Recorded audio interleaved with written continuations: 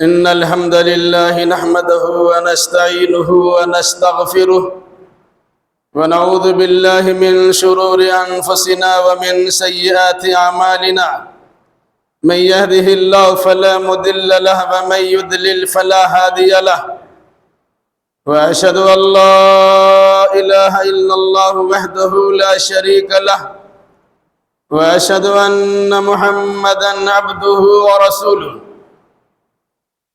يا أيها الذين آمنوا اتقوا الله حق تقاته ولا تموتن إلا وأنتم مسلمون يا أيها الناس اتقوا ربكم الذي خلقكم من نفس واحدة وخلق منها زوجها وبث منهما رجالا كثيرا ونساء واتقوا الله الذي تساءلون به والأرحام إن الله كان عليكم رقيبا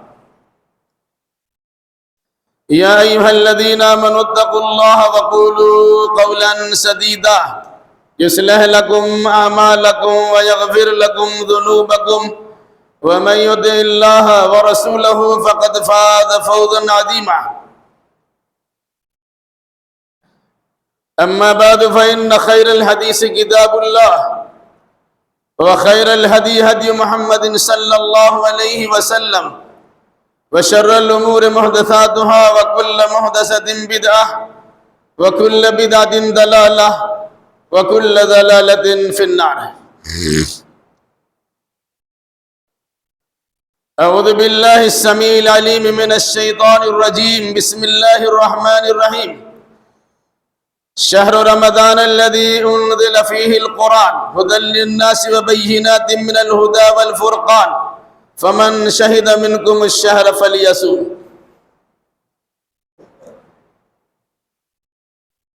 سبحانك لا علم لنا إلا ما علمتنا إنك أنت العليم الحكيم رب اشرح لي صدري ويسر لي أمري واحلل عقدة من لساني يفقهوا قولي رب زدني علما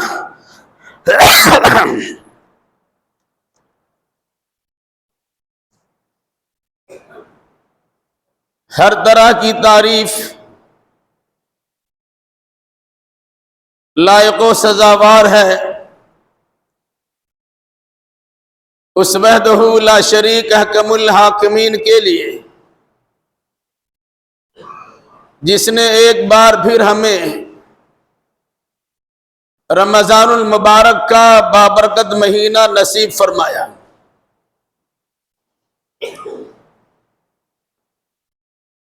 درود و سلام نازل ہو جملہ انبیاء کرام علیہم السلام پر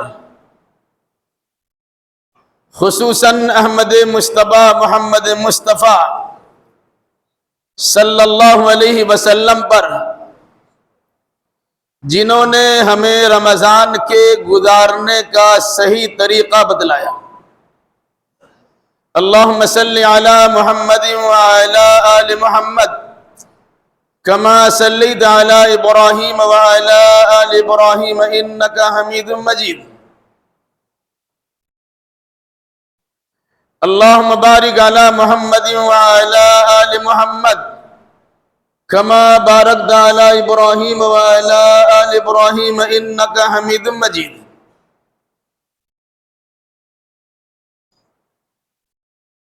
بزرگوں نوجوان ساتھیوں پردہ نشی ماں اور بہنوں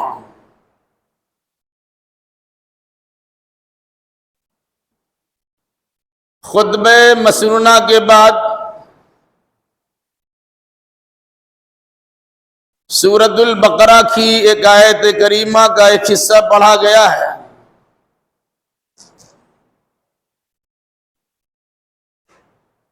انشاءاللہ الرحمن اسی حصہ قرآنی کی روشنی میں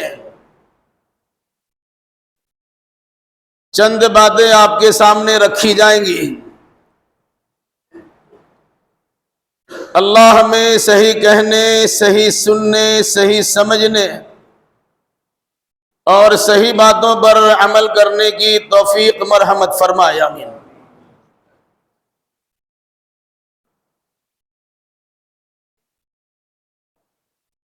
رمضان المبارک کا بابرکت مہینہ شروع ہوا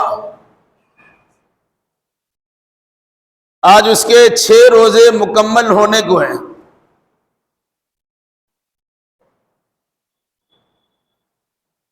ہم میں سے بہت سے لوگوں نے اس مہینے کی عظمت و بزرگی کو مانتے ہوئے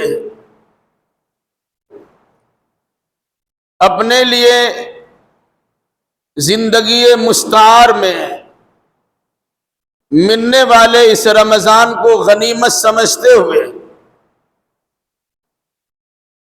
اپنی اپنی بساط و وسعت کے مطابق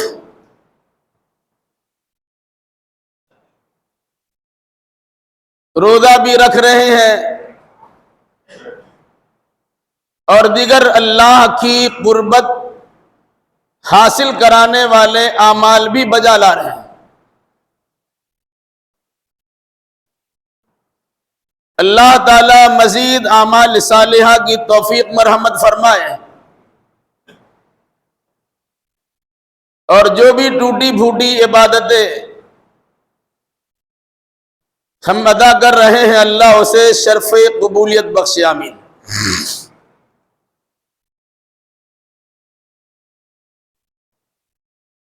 تلاوت کردہ آیت کریمہ کا ایک بار ترجمہ سماعت فرما لیں۔ شہر رمضان الذی انزل فیہ القرآن،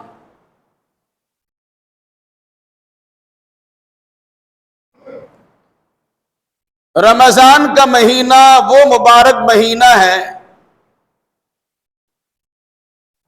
جس میں قرآن اتارا گیا، ھدی للناس وبینات من الہدی والفرقان۔ قرآن سراپا ہدایت نامہ ہے۔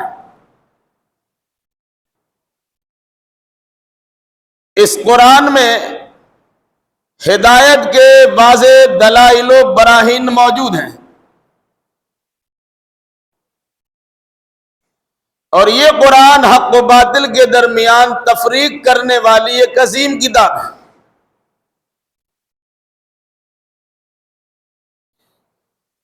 فمن شہد منکم الشہر فلیصمہ،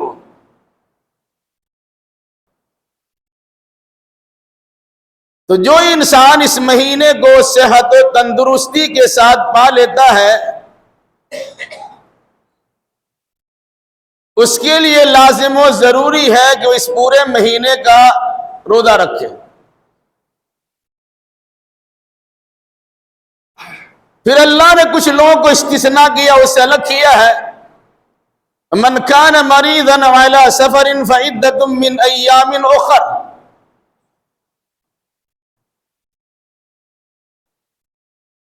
اگر کوئی انسان بیمار پڑ گیا یا سفر پہ چلا گیا تو ایسے مسلمانوں کے لیے گنجائش یہ ہے کہ رمضان کے مہینے میں روزہ نہ رکھے، بعد میں اس کی قضا کر لے۔ یرید اللہ بکم اليسر ولا یرید بکم العسر، اللہ تمہارے ساتھ آسانی پیدا کرنا چاہتا ہے، اللہ تم پر سختی ڈالنا نہیں چاہتا۔ وَلِتُكَبِّرُوا اللَّهَ عَلَى مَا هَدَاكُمْ وَلَعَلَّكُمْ تَشْكُرُونَ، تاکہ تم اللہ کے سکھلائے ہوئے دستور کے مطابق اللہ کی بڑائی بیان کرو، اور تاکہ تم اللہ تبارک و تعالیٰ کا شکریہ ادا کر سکو۔ یہ ہے پوری آیت کریمہ سورۃ البقرہ کی، جس میں رمضان کی فضیلت کو بیان کرتے ہوئے قرآن مجید کے نزول کا تذکرہ کیا ہے۔ اسی لیے کہا جاتا ہے قرآن کے نزول کے سپاس و شکریہ کے طور پر قرآن کے ماننے والوں پر لازم و ضروری ہے کہ اس مہینے کا مکمل روزہ رکھیں۔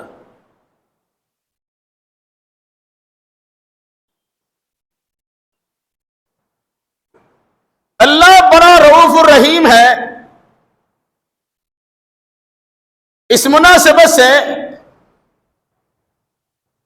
رحمت و شفقت کے پیش نظر امت کے لیے آسانی بھی رکھی ہے کہ ایسا نہ ہو کہ تمہارے جان کے لالے پڑ جائے رمضان کے روزہ رکھنے میں۔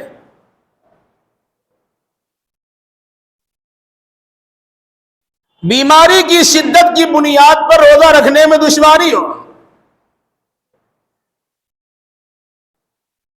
اور سفر کرنے کے نتیجے میں تنگی اور پریشانی تمہارے سامنے آ جائے،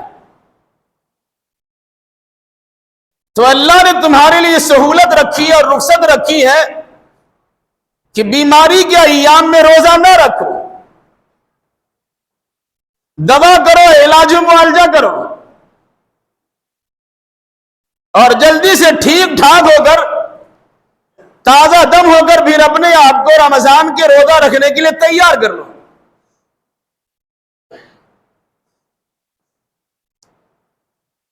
اسی طرح کوئی انسان اگر سفر میں جا چکا ہے یا سفر درپیش ہو جائے، سفر میں عام طور سے دقت و پریشانی ہوتی ہے، تو اللہ نے گنجائش رکھی ہے کہ سفر کے دنوں میں رمضان کے روزے نہ رکھو، بعد میں قضا کر لینا۔ مریض کے لیے اور مسافر کے لیے روزہ چھوڑنے کی گنجائش اللہ نے اس لیے رکھی ہے، یرید اللہ بکم اليسر ولا یرید بکم العسر، اللہ تمہارے لیے آسانی پیدا کرنا چاہتا ہے، تم پر مشکل اور دقت و پریشانی ڈالنا نہیں چاہتا۔ اندازہ لگائیے، ایک جانب اللہ حکم دیتا ہے روزہ رکھنے کا، دوسری یعنی بندوں پر اللہ تبارک و تعالی خاص نظر بھی رکھتا ہے کہ بندہ کہیں بیمار تو نہیں ہے، بیمار ہونے کی حالت میں دوا علاج معالجہ سے کنارہ کشی اختیار کرنے کے نتیجے میں اس کی بیماری کے بڑھ جانے کا خطرہ تو نہیں ہے۔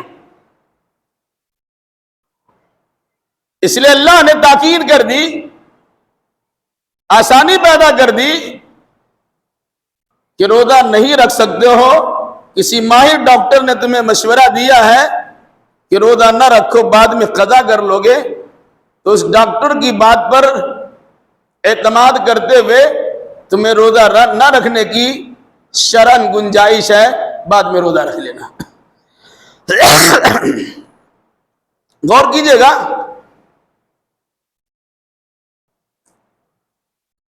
ایک آدمی کسی کی یہاں کام کرتا ہے، اس نے آپ کی ذمہ اتنا کام لگا دیا، آپ مرو یا جیو آپ کا کام ہے، وہ آپ کا مسئلہ ہے، جو ذمہ داری ہم نے تمہارے حوالے کی اسے پورا کرو۔ اللہ تبارک و تعالی روزے کو اسلام کے بنیادی ارکان میں شامل کرنے کے باوجود یہ گنجائش رکھتا ہے کہ تم روزہ نہیں رکھ سکتے ہو تو بعد میں روزے کی قضا کرنا، شوال کی 2 تاریخ سے لے کر شعبان کی 29-30 تاریخ تک تمہارے پاس وقت ہے، پورے سال میں کبھی روزہ رکھ لینا، گنتی پورا کرنا ہے۔ اندازہ لگائیے، اس کے باوجود اگر کوئی انسان روزہ نہیں رکھتا تو اپنے بارے میں فیصلہ وہ خود کر لے، جو اللہ اتنا مشفق و رحیم ہے، ہمارے لیے سہولیات فراہم کرتا ہے، اس اللہ کی بات کو نہ مان کر، اس کی سہولیات کو نہ لے کر ہم یوں ہی زندگی گزار دیتے ہیں، اب اگر اللہ تبارک و تعالیٰ گرفت کرنے پر آ جائے تو قرآن کہتا ہے ان بطش ربک لشدید، اللہ جہاں بڑا غفور الرحیم ہے، مشفق اور رؤوف ہے، وہی اللہ تبارک و تعالیٰ بڑی سختی کے ساتھ حساب لینے والا بھی ہے، وہ قہار اور جبار بھی ہے۔ بہرحال تو رمضان اور قرآن کا رشتہ کیا ہے آپ سمجھ گئے ہوں گے۔ قرآن کے نزول کے برکت کے طور پر رمضان کے روزے فرض ہوئے، اور آپ کو معلوم ہے رمضان کے مہینے میں قرآن کا نزول ہوا ہے، شب قدر میں قرآن کا نزول ہوا ہے، جبریل علیہ السلام کے ذریعے سے قرآن کا نزول ہوا ہے، رسول امین محمد الرسول اللہ صلی اللہ علیہ وسلم کے قلب اطہر پر، ان کے دل مبارک پر قرآن کا نزول ہوا ہے۔ اس نزول کے سپاس و شکریہ کے طور پر اہل ایمان سے کہا گیا تمہارے رشد و ہدایت کے لیے سراپا ہدایت یا ہدایت نامہ کے طور پر واضح ہدایت کے واضح دلائل لیے ہوئے حق و باطل کے درمیان تفریق کرنے والی کتاب بن کر تمہارے ساتھ رمضان کے مہینے میں تمہارے پاس یہ قرآن موجود ہے۔ اب تمہاری ذمہ داری ہے کہ قرآن سے علم حاصل کرو اور رمضان سے اس کا پریکٹیکل نمونہ پیش کرنے کی کوشش کرو۔ رمضان اور قرآن کا رشتہ کیا ہے؟ خطبے کے بالکل مختصر وقت میں اختصار کے ساتھ چند باتوں کی طرف رہنمائی کی جاتی ہے تاکہ یہ سمجھنا آسان ہو کہ قرآن و رمضان کا یہ خصوصی رشتہ ہے، اور جس کی بنیاد پر عمل کرنے کی توفیق بھی مل سکے اور عمل کرنے کا جذبہ بیدار ہو تو عمل کرنا بھی شروع کر دے۔ پہلی چیز الف لام میم ذالک الکتاب لا ریب فیہ ھدی للمتقین۔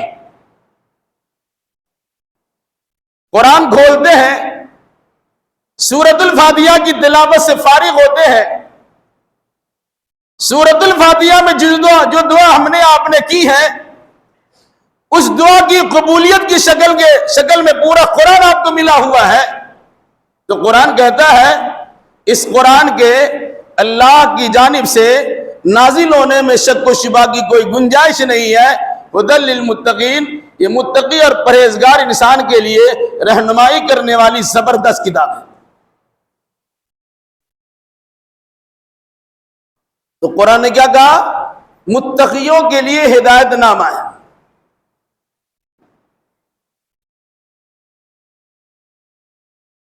گزشتہ تب سن چکے ہیں سورۃ البقرہ کی آیت کریمہ یا ایھا الذین آمنوا کتب علیکم الصیام کما کتب علی الذین من قبلکم لعلکم تتقون۔ اے ایمان والو، تم پر روزے اسی طرح فرض کیے گئے جس طرح تم سے پہلی امتوں پر روزے فرض کیے گئے تھے۔ مقصد کیا ہے؟ لعلکم تتقون، تاکہ آپ متقی و پرہیزگار بن جائیے۔ سورۃ البقرہ کی پہلی آیت میں اللہ نے فرمایا کہ قرآن سے متقی و پرہیزگار انسان کو ہدایت ملتی ہے، اور اس آیت کریمہ میں کہا گیا کہ جو انسان روزہ رکھتا ہے متقی و پرہیزگار بن جاتا ہے۔ آپ کہہ سکتے ہیں کہ قرآن تھیوری ہے اور رمضان اس کا پریکٹیکل ہے۔ قرآن نے تقوی و طہارت کا راستہ دکھلایا اور رمضان میں قرآن کی تعلیمات پر عمل کرنے کا طریقہ سکھلا دیا۔ اس مناسبت سے یہ قرآن اور رمضان کا خصوصی رشتہ تقوی و طہارت پر ہے۔ اب اگر کوئی انسان رمضان سے رشتہ جوڑتا ہے، روزہ رکھتا ہے، لیکن قرآن سے لا تعلقی کا اظہار کرتا ہے، وہ انسان سوچ لے کہ اس کا روزہ کیسا ہوگا، اور قرآن سے بیزاری کے نتیجے میں اس کا انجام کیا ہوگا۔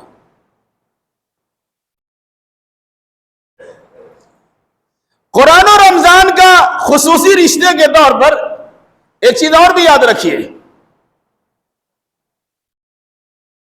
شفاعت، جنہیں ہم سفارش کہتے ہیں۔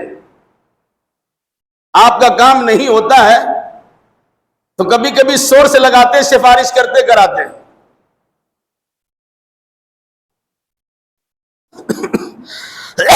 اللہ کے نبی صلی اللہ علیہ وسلم نے فرمایا، القرآن والصیام یشفعان، کہ رمضان اور قرآن اور روزہ امت کے لیے سفارش کریں گے۔ کس بنیاد پہ سفارش کریں گے؟ گویا سفارش کرنے والا روزہ بھی ہے اور سفارش کرنے والا قرآن بھی ہے۔ رمضان کے مہینے میں جو روزہ رکھتے ہیں، اس روزہ کے بارے میں خصوصی حکم ہے، کیا؟ کہ وہ سفارش کرنے والا ہے۔ کیسے سفارش کرے گا؟ حدیث میں اس کی مزید وضاحت ہے۔ اللہ سے روزہ کہے گا، اے اللہ، ہم نے اسے دن میں کھانے پینے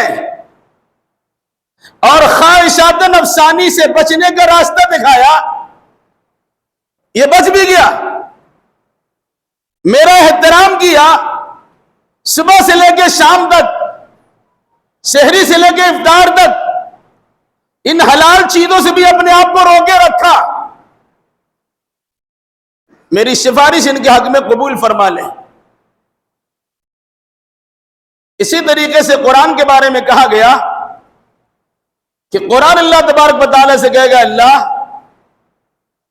کہ ہم نے اسے رات میں جگائے رکھا، قرآن پڑھنے اور سننے سے ان کا رشتہ جوڑے رکھا، یہ رات میں اس نے رات میں اپنی نیند کو قربان کر دیا اس قرآن کی تلاوت کے نتیجے میں، تو اے اللہ میری سفارش اس قرآن کے پڑھنے والے کے حق میں قبول فرما لے۔ اللہ کے نبی فرماتے ہیں فیشفعان، روزہ اور قرآن دونوں کی سفارش اللہ کی بارگاہ میں قبول ہوگی۔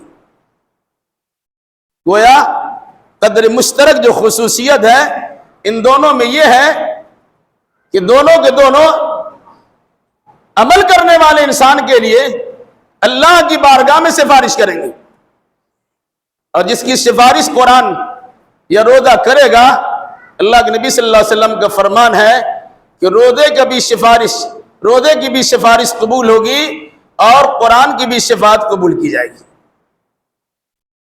اگر ہم چاہتے ہیں کہ ہماری لغزشوں پر اللہ تبارک و تعالی نظر کرم فرمائے،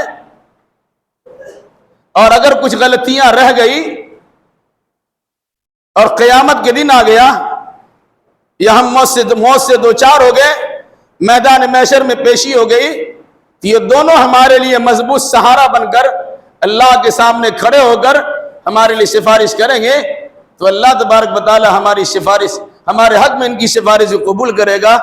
اپنے آپ کو اس کے لیے تیار بنائیے، اس کے لائق بنائیے اور اس کے حقدار و مستحق بنائیے۔ اور تیسری چیز جو قدر مشترک ان دونوں کے درمیان وہ یہ ہے قربت الہی۔ انسان جب قرآن پڑھتا ہے تو اللہ کے قریب ہوتا ہے، گویا وہ اللہ سے بات کرتا ہے، کیونکہ قرآن اللہ کی زبان سے نکلے ہوئے الفاظ و آیات پر مشتمل 114 سورتیں ہیں، جس کی تلاوت آپ کریں گے، گویا جس لفظ کو، جس آیت کو، جس سورہ کو اللہ تبارک و تعالیٰ نے پڑھا ہے، اب اپنی زبان سے ادا کر رہے ہیں، یہ اللہ سے قربت و نزدیکی کا ذریعہ ہے۔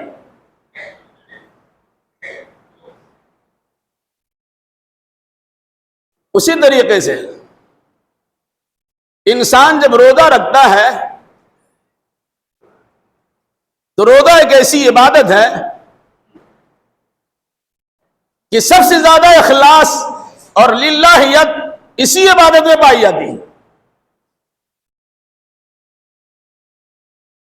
نماز پڑھتے ہیں، مردوں کے لیے نماز پڑھنا جماعت میں لازم و ضروری ہے۔ 150 1000 2000 کا مجمع آپ کو دیکھے گا کہ فلاں صاحب نماز میں تشریف لا رہے ہیں۔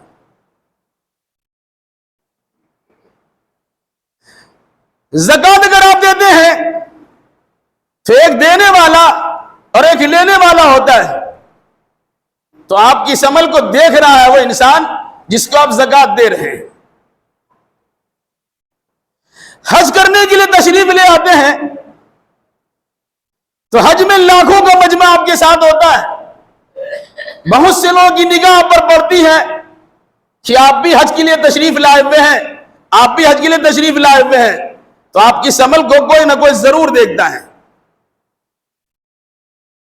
لیکن روزہ ایک ایسا عمل ہے جسے اللہ کے سوا کوئی نہیں دیکھتا ہے، اور یہی وجہ ہے کہ اللہ کے نبی صلی اللہ علیہ وسلم نے ایک حدیث بیان کی جسے حدیث قدسی کہا جاتا ہے۔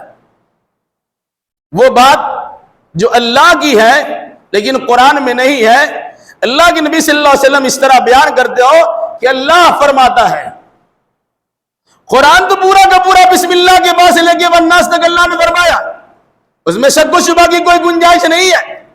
کچھ باتیں اللہ تبارک و تعالیٰ کی ایسی بھی ہیں جس کی روایت اللہ کے نبی صلی اللہ علیہ وسلم کرتے ہیں کہ اللہ نے اس طرح فرمایا، اسے حدیث قدسی کہا جاتا ہے۔ اس حدیث قدسی میں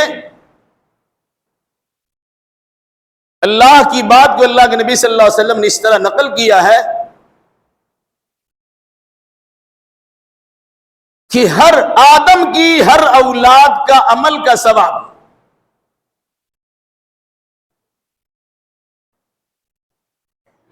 10 سے 700 گنا تک اس کا ثواب ملتا ہے، اور ان اعمال کا ثواب اللہ کے فرشتے نوٹ کرتے ہیں۔ الا الصوم فانه لي وانا اجزي به او كما قال، سوائے روزہ کے کہ روزہ میرے ہی لیے ہوتا ہے اور روزہ کا بدلہ میں ہی دوں گا۔ فرشتے کو بھی پتا نہیں ہے کہ اس روزہ کا ثواب کتنا دیا جائے گا۔ ہر عمل کا ثواب فرشتے لکھتے ہیں اللہ کی جانب سے، لیکن فرشتوں کو باضابطہ گویا اس روزہ کا ثواب لکھنے سے منع کر دیا گیا کہ تم نہیں جانتے روزہ دار نے کس نیت اور جذبہ ارادہ سے روزہ رکھا ہے، اس کا بدلہ میں خود دوں گا۔ الصوم لی وانا اجزی بہ، روزہ میرے لیے اس نے رکھا ہے، میں اس کا خود اپنا بدلہ دوں گا، اپنی جانب سے خود اس کا بدلہ دوں گا۔ بلکہ بعض محدث نے اس لفظ میں اعراب کا فرق کیا، اجزی کی جگہ پر اجزا لکھا ہے۔ اجزی میں جزا اور بدلہ دیتا ہوں، اجزا میں اس کا بدلہ خود بن جاتا ہوں۔ جو انسان روزہ رکھتا ہے اس کے بدلے میں اللہ اس کو مل جاتا ہے، تو قرآن پڑھنے کے نتیجے میں انسان اللہ کے قریب ہوتا ہے، اور روزہ رکھنے کے نتیجے میں اللہ سے بالکل قریب ہو جاتا ہے، اتنا قریب ہوتا ہے کہ اس کے اور بندے کے درمیان، بندے اور اللہ کے درمیان فرشتہ تک کا واسطہ نہیں رہتا ہے۔ یہ ہے رمضان اور قرآن۔ غور کیجئے گا، یہ رمضان ہمیں میسر ہوا، ایک مہینے کے لیے ہمارے پاس بڑی تیزی کے ساتھ اس کے ایام گزر رہے ہیں۔ 29-30 دن کا مہینہ ہوتا ہے، ہر مہینہ گزر جاتا، لیکن رمضان کے گزرنے میں دیری نہیں لگتی ہے، ایسا لگتا ہے کہ بڑی جلدی سے رمضان آیا اور چلا بھی گیا۔ وجہ لفظ برکت کا معنی سمجھیے. برکت کیا ہے؟ کم چیز ہو زیادہ کو فائدہ دے دے، کم وقت ہو زیادہ نفع آپ کو مل جائے. رمضان کو بابرکت مہینہ کہا گیا. ایسا لگتا ہے کہ بڑی جلدی سے گزر جا رہا ہے. ہمیں رہنمائی کی گئی ان گزرتے ہوئے اوقات و ایام کی قدر کرو، اور اللہ تبارک و تعالیٰ نے جو برکتیں رکھی ہیں، رحمتیں رکھی ہیں، عظمتیں رکھی ہیں، مغفرتیں رکھی ہیں، ان تمام چیزوں کو اس رمضان کے مہینے میں حاصل کر لو. اس مناسبت سے ہمیں رمضان کی قدر کرنی چاہیے، اور ساتھ ساتھ جس بنیاد پر رمضان کی یہ فضیلت رمضان کو میسر ہوئی ہے، ہمیں اس بنیادی چیز کو پکڑنا چاہیے. اور وہ بنیادی چیز صرف رمضان کے لیے نہیں ہے، بلکہ سارے سال کے لیے ہے اور ساری زندگی کے لیے. وہ ہے قرآن. یہ مستقل ہمارے پاس موجود ہے. آپ دیکھیں گے مسلمانوں کا والہانہ رشتہ قرآن سے جڑ جاتا ہے رمضان کے مہینے میں. قرآن کے سارے احکام و قوانین پر اگر عمل نہیں ہوتا تو بڑے بڑے احکام ہمارے سامنے ایسے ہیں جس سے ہماری دلچسپی بڑھ جاتی ہے. رمضان کے مہینے میں بطور خاص کہ ہم رمضان میں روزہ رکھتے ہیں تو نماز بھی پڑھتے ہیں، رمضان میں روزہ رکھتے ہیں تو زکوٰۃ بھی دیتے ہیں، رمضان میں روزہ رکھتے ہیں تو قرآن کی تلاوت بھی کرتے ہیں، رمضان میں روزہ بھی رکھتے ہیں تو دیگر عبادات بھی بجا لاتے ہیں، رمضان میں روزہ رکھتے ہیں تو دعا و مناجات بھی کرتے ہیں. اب اگر کوئی انسان یہ سوچتا ہے کہ رمضان کے مہینے میں ہم نے دعا کی ہے، ہماری دعا قبول نہیں ہوئی. بہت سے لوگ دعا کی درخواست کرتے ہیں اور خود بھی کرتے دعا. الحمدللہ کرنا بھی چاہیے، درخواست بھی کی جا سکتی ہے اور ایک دوسرے کے لیے دعا کرنا بھی چاہیے. اگر وہ دعا ہمارے حق میں قبول نہیں ہوتی تو پہلے ہم یہ سمجھنا چاہیے کہ ہم دعا کی قبولیت کے حقدار ہیں کہ نہیں ہے. زمانے کا نبی کسی کے حق میں دعا کرے لیکن وہ انسان اس لائق نہیں ہے کہ اللہ تبارک و تعالیٰ اس کے حق میں دعا کرے تو انبیاء کرام علیہ السلام کی پوری جماعت اس کے لیے دعا کرے گی، تب بھی اللہ تبارک و تعالیٰ اس کے حق میں دعا نہیں قبول کرے گا. مثال قرآن نے دی ہے، ان تستغفر لهم 70 مرة لن يغفر الله لهم. ان منافقین کے لیے اگر آپ 70 مرتبہ مغفرت کی دعا کریں گے تب بھی اللہ قبول نہیں کرے گا. گویا دعا کی قبولیت کے لیے اپنے آپ کو دعا کی قبولیت کا مستحق بنانا پڑے گا. اور اگر مستحق ہے اور پھر بھی ہماری دعا قبول نہیں ہوتی ہے تو نہیں سمجھنا چاہیے کہ دعا قبول نہیں ہوتی. دعا کی قبولیت کی 3 شکلیں ہیں، بات ختم ہوتی ہے اسی پر. ایک تو یہ ہے آپ نے جو چیز مانگی ہے فوراً مل گئی، یا دیر سویر وہ چیز مل جائے گی. آپ نے کسی چیز کو اللہ سے مانگا ہے، اللہ نے اس کے مقابلے میں بہت ساری پریشانیوں کو، دقتوں کو اللہ نے ہٹا دیا راستے سے. یہ بھی دعا کی قبولیت کی صورت ہے. اور تیسری صورت یہ ہے کہ اللہ نے آپ کی دعا کو جمع کر کے رکھا ہے، دنیا میں اس کی مقبولیت کی شکل دکھائی نہیں دی تو آخرت میں اس کا بدلہ ملے گا. اور جب انسان آخرت میں دیکھے گا جو دعا دنیا ہماری قبول نہیں ہوئی تھی اس دعا کے نتیجے میں یہ انعامات مل رہا ہے تو وہاں کاش کہے گا، اظہار کرے گا، کاش کی دنیا ہماری کوئی دعا قبول نہیں ہوئی تھی کہ چند روزہ زندگی جو ہی گزر گئی تھی، ہمیشہ ہمیش کی آخرت کی زندگی میں سرخروئی کے لیے یہ دعا ہمارے لیے باقی رہتی زیادہ اچھا ہوتی. تو دعائیں سب کی سب قبول ہوتی ہے. شرط یہ ہے کہ آپ دعا کے مقبول ہونے کا اپنے آپ کو مستحق بنائیے. تو قرآن دعا بھی سکھلاتا ہے، رمضان دعا بھی سکھلاتا ہے. رمضان میں خاص طور سے حالت روزہ میں اور اس وقت میں جب افطار کرنے کے لیے سارا ساز و سامان آپ کے پاس موجود ہو، اب اللہ تبارک و تعالیٰ سے خصوصی رشتہ لگائے ہوئے ہیں. اجتماعی دعا کو ثبوت نہیں ہے کہ سب مل کے دعا کر دی. افطار پارٹیوں میں جو عام طور سے ہوتا ہے کوئی اس کا ثبوت نہیں ہے. افطار کے وقت میں دعا قبول ہوتی ہے. اللہ تبارک و تعالیٰ فردن ہر ایک کی دعا قبول کرتا ہے. اس لیے ہر ایک انسان اپنا سے اپنا رشتہ خصوصی اللہ تبارک و تعالیٰ سے جوڑے. چونکہ رمضان کے روزہ میں اخلاص للہ کی بنیاد پر اللہ کے سوا کوئی نہیں جانتا ہے کہ آپ نے کس جذبے کس ارادے سے روزہ رکھا ہے. آپ نے اس جذبے کو اگر برقرار رکھا کہ اللہ تبارک و تعالیٰ کے لیے روزہ رکھتے ہیں، کچن میں آپ کے پاس سامان موجود ہے، گھر میں آپ کے پاس پینے کا سامان موجود ہے، کوئی نہیں آپ کے پاس ساری چیزیں فراہم ہیں، آپ چپکے سے کھا سکتے ہیں اور باہر منہ بنا کے جا سکتے ہیں کہ روزے دار ہیں. لیکن اللہ تبارک و تعالیٰ جانتا ہے روزہ رکھا ہے. اس اخلاص للہ کی بنیاد پر آپ کو بہترین سے بہترین ثواب ملے گا. یہ اخلاص قرآن سکھلاتا ہے، اس کا عملی جامہ رمضان سکھلاتا ہے. اللہ ہمیں اور آپ کو اور جملہ مسلمانوں کو کتاب و سنت کی روشنی میں رمضان و قرآن کے حقوق کو سمجھنے اور اسی مناسبت سے عقید و اعمال بجا لانے کی توفیق مرحمت فرما دے.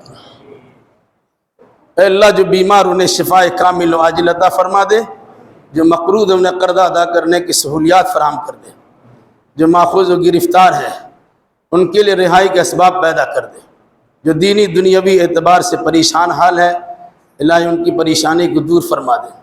جن جن لوگوں نے دعا کی درخواست کی ہے اے اللہ ان تمام کے جائز مراد کی پوری فرما دے اور ان کے مریضوں کو شفاء کلی عطا فرما.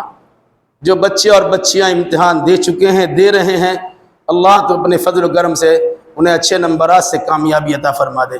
جب تک ہمیں زندہ رکھ، کتاب اللہ اور سنت رسول اللہ پر عمل کرتے ہوئے زندہ رکھ، اور جو ہمارا خاتمہ ہو انہی دونوں کی ترویج اشاعت کرتے ہمارا خاتمہ ہو. اقول قولی ھذا واستغفر اللہ لی ولکم ولسائر المسلمین وآخر دعوانا الحمد للہ رب العالمین.